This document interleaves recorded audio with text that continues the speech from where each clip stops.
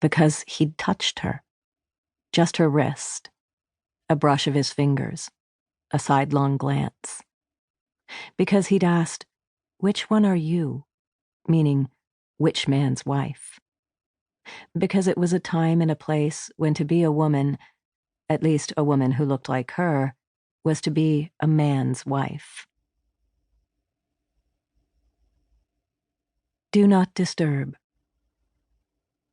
On the 61st floor of the hotel tower, he awaits her. No name for him that is likely to be a true name. Very little about him that is likely to be true. Enough for her to know he, him. She is the sole passenger in the elevator, which is a sleek glass cubicle rising rapidly and silently into the atrium as into the void. Below, the crowded hotel lobby sinks away. Beside her, open floors and railings fly downward. A sleek new way of elevating, so different from the larger, slower-moving, cumbersome elevators of her childhood. In those elevators, often there were uniformed operators who wore gloves. In elevators like these, you are your own operator. Lingering in the elevator, a faint aroma. Is it cigar smoke? It is December 1977. Smoking in the public areas of private hotels has not yet been banned. She feels a thrill of vertigo, nausea, cigar smoke as faint as memory. She shuts her eyes to steady herself. Her sleek Italian leather handbag she carries not slung from her right wrist as usual, but carried snug beneath her right arm, and steadied and supported by her left hand, for it is perceptibly heavier than usual. Still, the handbag is so positioned that its gleaming brass label shines outward. Prada. By indistinct, unconscious vanity's gesture even on this day, Prada. Is this the final day of her life? Or is this the final day of a life? Of course, she has memorized the number. 6183. Could be a tattoo at her wrist, his claim on her. Claim, doom. She is not a poet.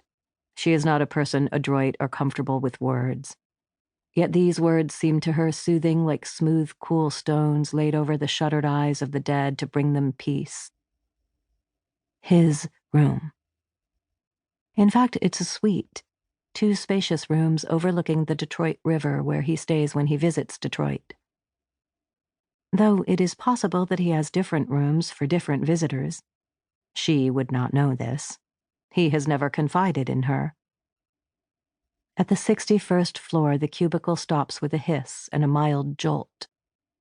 The glass door slides open. She has no choice but to step out. Something has been decided. She has no choice.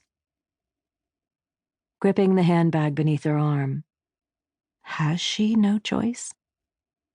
Wondering, is he awaiting her near the elevator, eager for her arrival? She doesn't see anyone. In neither direction, any human figure. You can still turn back. If now, no one will know. Facing the row of elevators, a glass wall overlooking the riverfront, the river, a fierce white sun. A foreshortened view of Woodward Avenue far below, soundless traffic. Why isn't clear. Why she has come here, risking so much. Never ask why. The challenge is the execution. How? Making her way along a windowless corridor following the room numbers in their ascent. 6133, 6149, 6160. So slowly do the numbers rise, she feels a thrill of relief. She will never arrive at 6183. Underfoot, a thick plush carpet, as rosy as the interior of a lung.